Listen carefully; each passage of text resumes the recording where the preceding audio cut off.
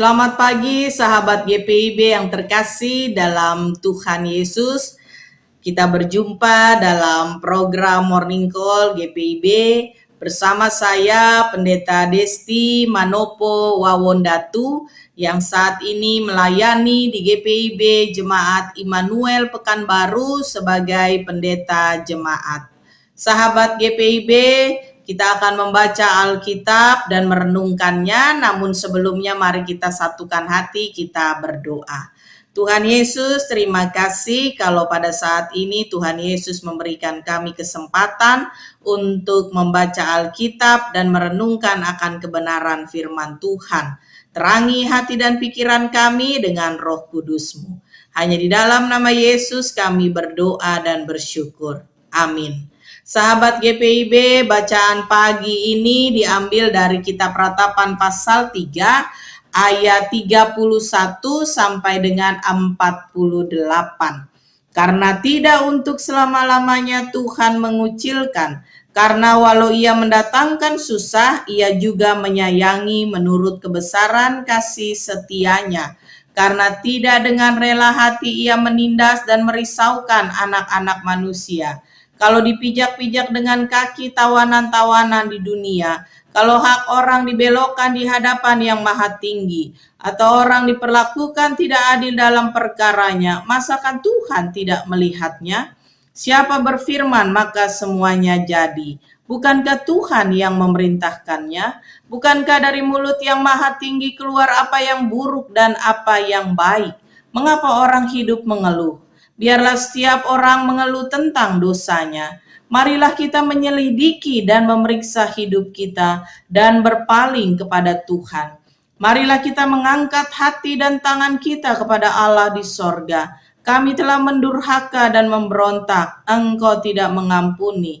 Engkau menyelubungi dirimu dengan murka, mengejar kami dan membunuh kami tanpa belas kasihan. Engkau menyelubungi dirimu dengan awan, sehingga doa tak dapat menembus. Kami kau jadikan kotor dan keji di antara bangsa-bangsa. Terhadap kami semua seteru kami mengangakkan mulutnya. Kejut dan jerat menimpa kami, kemusnahan dan kehancuran. Air mataku mengalir bagaikan batang air karena keruntuhan putri bangsaku. Demikian pembacaan Alkitab. Sahabat GPIB, mengapa orang hidup mengeluh? Mengeluh pasti semua orang merasakan juga melakukan dalam hidupnya. Ketika seseorang mengalami kekecewaan, mengalami penderitaan dan kesukaran, salah satu respon yang muncul adalah mengeluh. Mengeluh sebuah luapan emosi yang diungkapkan melalui perkataan. Layakkah manusia mengeluh kepada Tuhan yang mengizinkan penderitaan datang akibat salah dan dosa manusia? Sahabat GPIB, kalau kita perhatikan konteks kitab Ratapan yang merupakan syair dari ratapan seorang nabi, yaitu Nabi Yeremia, dia meratapi kehancuran kota Yerusalem. Kota Yerusalem yang dulunya begitu anggun dan gagahnya, tetapi sekarang tinggal puing reruntuhan. Kota yang dulunya ramai kini menjadi kota yang sepi dan tak bertuan. Kota yang dulunya disegani baik lawan maupun kawan, kini tidak dipandang oleh siapapun. Bangunan tembok yang dulunya berdiri teguh dan kokoh, kini tinggal puing-puing kehancuran. Apa penyebab kehancuran kota Yerusalem pada saat itu? Mereka, umat Tuhan, melakukan apa yang jahat di mata Tuhan. Para pemimpin bertindak tidak adil, melakukan penyembahan berhala. Bahkan umat diajak untuk menyembah berhala karena dosa, Allah murka. Sehingga bangsa ini menjadi tawanan dan menjadi budak dari bangsa lain. Yang dulunya berjaya, kini menjadi hancur. Ini dampak dari dosa. Itulah gambaran kebobrokan dan kehancuran Yerusalem. Melihat gambaran seperti ini, sepertinya ketiadaan harapan. yang ada hanyalah kepastian kebinasaan.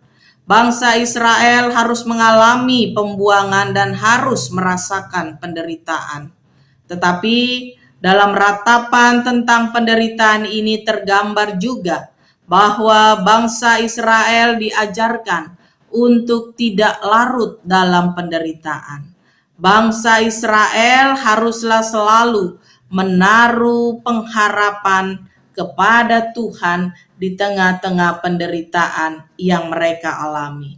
Walaupun Tuhan mendatangkan penderitaan akibat salah dan dosa manusia, Ia juga menyayangi menurut kebesaran kasih setianya. Bila Tuhan melihat hati kita yang menyesal dan bertobat, Ia akan kembali menyayangi kita. Ia akan mengangkat penderitaan kita dan memulihkan kehidupan kita. Itulah yang menjadi kekuatan kehidupan umat Tuhan dalam menjalani masa-masa penderitaan. Tuhan sanggup memulihkan, mengangkat, dan membebaskan bangsa Israel dari penderitaan yang mereka alami. Tuhan juga sanggup untuk memulihkan, mengangkat, dan membebaskan kita dari penderitaan yang kita alami pada saat ini. Sahabat GPIB, mengeluh dan meratap tidak akan mengubah keadaan. Oleh sebab itu, Nabi Yeremia mengajak umat Tuhan untuk menyelidiki dan memeriksa hidupnya, serta kembali berpaling kepada Tuhan. Ketika umat mau merendahkan diri, umat mau bertobat dan kembali kepada jalan Tuhan, maka pada saat itulah Tuhan berjanji akan memulihkan, akan mengembalikan kejayaan kehidupan umat. Untuk itu, kita pun perlu belajar untuk tidak mengeluh atas segala sesuatu yang terjadi dalam kehidupan kita.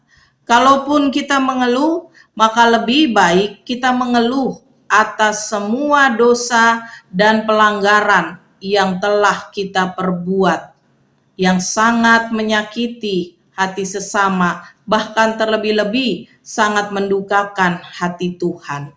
Kemudian ketika kita menyadari akan kesalahan, akan dosa dan pelanggaran kita, segeralah berpaling kepada jalan Tuhan dan lakukanlah apa yang benar di hadapan Tuhan. Maka Tuhan pun akan memulihkan hidup kita. Hanya Tuhan saja sumber pemulihan dari keluhan-keluhan dosa kita, kalau kita mau datang dan berserah kepada Dia. Hanya Tuhan yang dapat mengampuni, memulihkan dan memperhatikan kehidupan anak-anaknya selama-lamanya. Anak-anaknya tidak akan pernah ditinggalkan dalam penderitaan, dalam kekecewaan, dalam kesukaran, atau dalam hidup apapun. Tuhan sangat mengasihi anak-anaknya. Tuhan dengan kasih setianya terus menopang akan kehidupan anak-anaknya. Amin. Mari kita berdoa. Tuhan Yesus, terima kasih Tuhan sudah memulihkan kami, Tuhan sudah melayakkan kami untuk kami boleh selalu menjadi anak-anak Tuhan. Tuntun dan bimbing kami Tuhan, di dalam kami melanjutkan dan melakukan pekerjaan aktivitas kami di kehidupan kami di sepanjang hari ini, bahkan di sepanjang hari-hari selanjutnya. Biarlah ya Tuhan, hidup kami boleh berkenan di hadapan Tuhan. Terima kasih Tuhan Yesus. Biarlah semuanya kami percayakan, kami serahkan hanya ke dalam tangan Tuhan. Hanya di dalam nama Yesus kami berdoa, kami bersyukur. Amin. Selamat beraktivitas, Tuhan Yesus memberkati.